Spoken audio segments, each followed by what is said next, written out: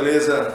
Sou o professor Marcos Henrique, estamos aqui retomando aquela videoaula anterior, onde a gente parou nas revoltas da República Velha, beleza? A gente falou um pouquinho sobre a revolta de Canudos de 1896, que terminou de forma trágica para o povo que vivia em Canudos.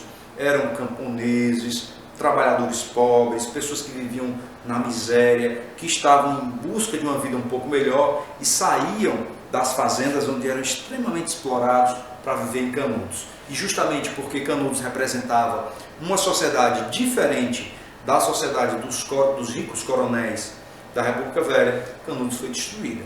Tá? Em Canudos a gente vai encontrar uma característica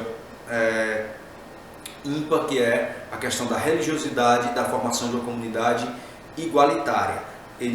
Antônio Conselheiro não era comunista, não sabia as teorias do comunismo, ao contrário, ele era defensor da monarquia e questionava a república. Justamente por isso ganhou força o movimento contra a comunidade de Canudos.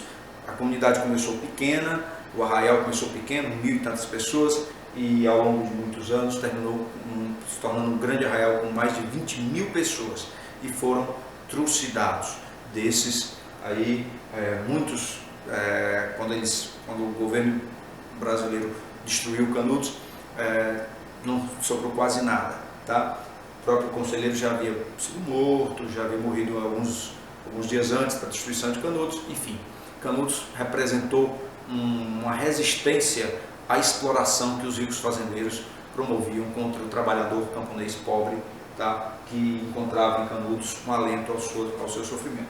Outro movimento messiânico que aconteceu, não no Nordeste, mas dessa vez na região Sudeste, entre Santa Catarina e o Paraná, foi o Contestado, que foi um movimento camponês messiânico também, onde um grupo de pessoas passaram a seguir um líder religioso, o padre Antônio José Maria, e terminaram criando uma comunidade também parecida com a comunidade de Canudos no quesito da religiosidade e da cooperatividade. Então era uma sociedade cooperativa, igualitária, onde não existia diferença entre ricos e pobres, todos viviam de forma muito austera, muito simples, porém não existia a exploração de uma pessoa por outra dentro dessas comunidades, o que fez também com que os ricos daquela região terminassem se incomodando e formando os seus grupos militares juntamente com o governo para destruir essas comunidades. Tá? Beato José Maria e o Beato Antônio Conselheiro foram exemplos de movimentos messiânicos no Brasil durante a República. Na verdade, era um movimento de questionamento e contestação às ordens sociais daquele período. Tá? Outro movimento que aconteceu na República foi a chamada Revolta da Vacina de 1904. E aí, galera, essa Revolta da Vacina, eu tenho uma imagem aqui, ó, o médico Oswaldo Cruz, famoso médico Oswaldo Cruz. É importante a gente ter essa dimensão, a dimensão de que a Revolta da Vacina não foi por causa da vacina somente.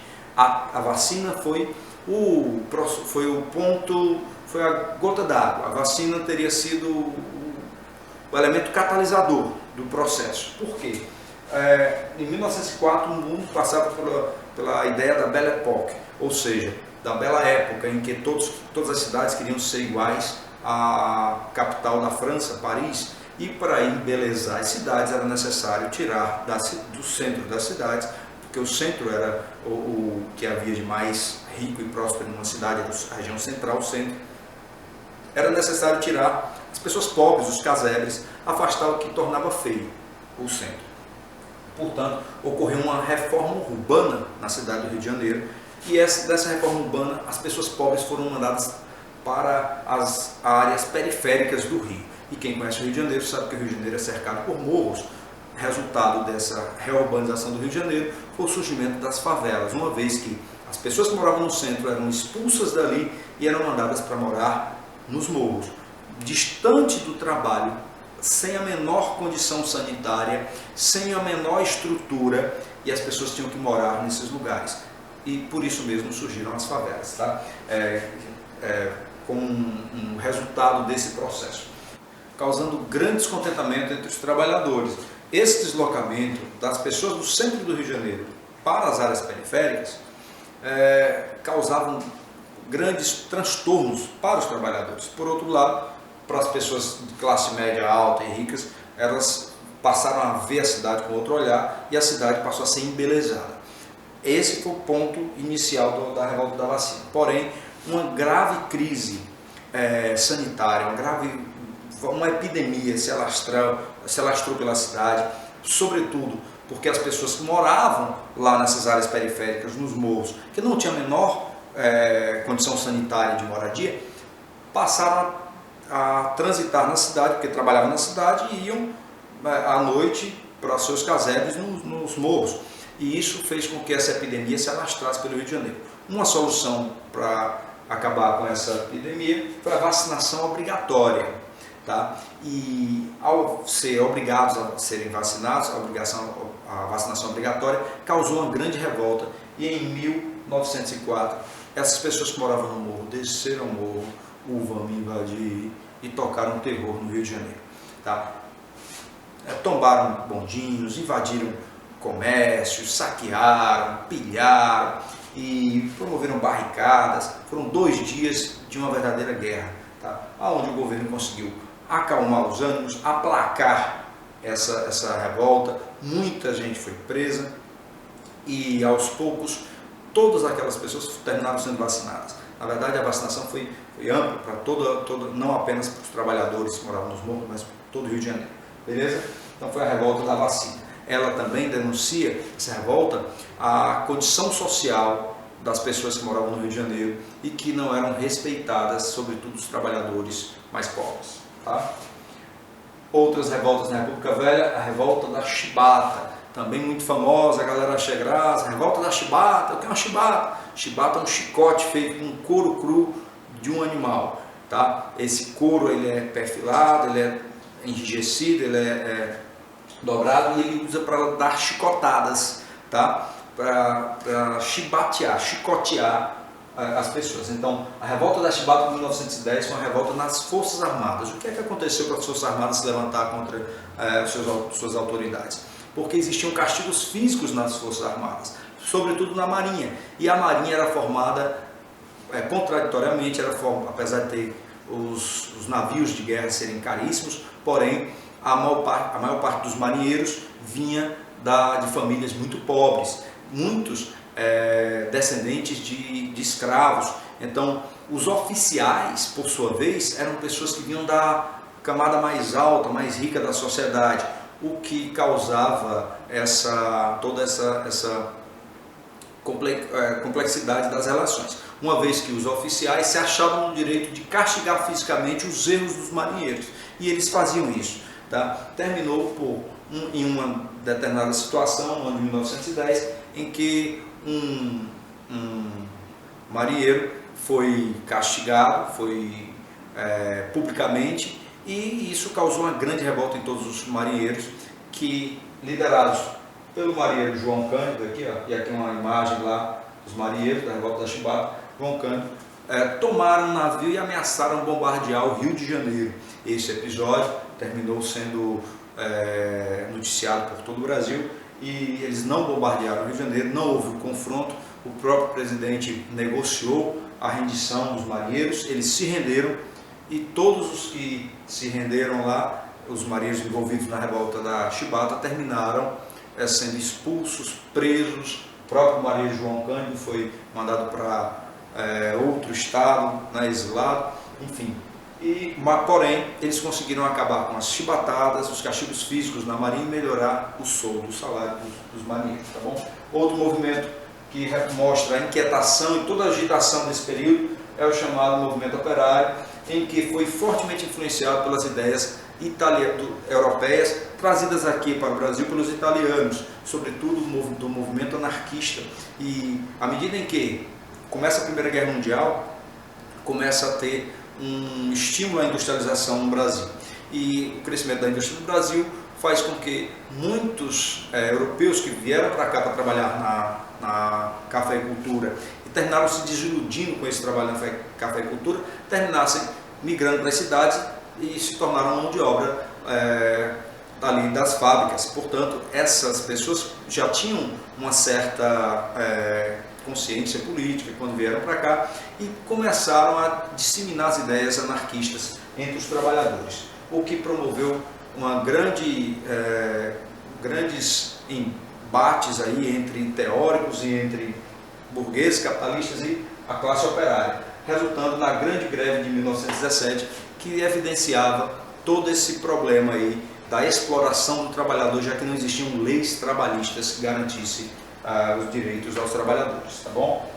O outro movimento, e esse movimento era urbano, e o outro movimento do campo, esse aqui é bem emblemático e muito controverso, que é o chamado cangaço. Eu coloquei aqui algumas imagens, tá, do banditismo social. Cangaço também é chamado banditismo social. Pessoal, o maior nome do cangaço é Lampião, Virgulino Ferreira Lampião. É importante que a gente não tenha a ideia de que ele era um bandido, mas também não era um herói, tá? Se a gente pegar pela a questão da prática dele, ele era um vilão, era um assassino cruel, sanguinário, tá? Porém, quando a gente olha por que aconteceu o banditismo social, por que aconteceu o cangaço, percebe que ele também era uma vítima do próprio sistema, uma vez que o cangaço, só entravam no cangaço pessoas que eram desrespeitadas, ou melhor, pessoas que eram totalmente exploradas e terminavam sendo passavam por um processo de injustiça social muito grave. E como não tinha, a justiça nunca ia contra os coronéis, a única maneira que se tinha de uma pessoa pobre de fazer valer a justiça era lavando a sua honra com sangue. E isso só poderia se fazer se a pessoa se tornasse um marginal ou entrasse para o cangaço. Por isso que muitas pessoas terminaram entrando no cangaço, para tentar resolver uma injustiça sofrida, já que a justiça não chegava até as pessoas mais pobres, que por conta da força das oligarquias que a gente já falou, tá ok? E aqui a gente vai ter Lampião, Coriço, Maria Bonita e tal, e muitas vezes o pessoal romancia muito o cangaço, mas era algo extremamente cruel e é banditismo social por conta da condição pela qual eles entravam. Então, além do cangaço, outras formas de revoltas aconteceram também na cidade, que foram já no final da República Velha, foram o tenentismo e a Semana de Arte de 22. Você pode perguntar, professor, a Semana de Arte Moderna de 1922 é um movimento de questionamento ao poder político da República Velha? Justamente por caracterizar o desejo de mudança da sociedade. A Semana de Arte Moderna de 22 trazia elementos novos para a arte, onde questionava a maneira das pessoas olharem a sociedade. A estagnação artística, eles queriam algo movimentado. Na verdade, os artistas queriam absorver a arte, a influência europeia, mas traduzir a essência brasileira na arte a partir dessa influência. Grandes pessoas, nomes se destacaram dessa época na arte, como Anita Mafaldi, uma das maiores obras que tem aqui, eu coloquei até aqui, a Bapuru, né, que mostra como se fosse uma pessoa brejeira, mostrando não a beleza brasileira a partir de um olhar europeu, mas a partir dos próprios brasileiros, tá? Enfim, foi um movimento que questionou a partir da arte a maneira das pessoas se comportarem, e isso terminava influenciando a maneira de olhar, perceber a política do Brasil, que era a política do café com leite, a política oligárquica, que já dava sinais de exaustão e que a sociedade já queria mudança. Por isso mesmo, a própria Forças Armadas promoveram um movimento. Os jovens tenentes promoveram um movimento chamado tenentismo, e esse tenentismo desejava o fim das forças oligárquicas, desejava acabar com o poder dos coronéis para que o Brasil vivesse uma nova fase republicana. Esse movimento ele tem vários desdobramentos, né? Como, por exemplo, o surgimento da Coluna Prestes, que percorreu 24 mil quilômetros pelo Brasil, combatendo justamente os ricos fazendeiros coronéis. Esse movimento ele terminou se desfazendo, mas mostrava como existia o interesse para uma nova fase na nossa república. Beleza, galera? E chegamos ao fim de 1930 com um movimento revolucionário que tira o último presidente do poder, o último presidente cafeicultor do poder, através de uma revolução, assunto da nossa próxima videoaula. Beleza? Valeu, galera, até a próxima. Fui, tchau!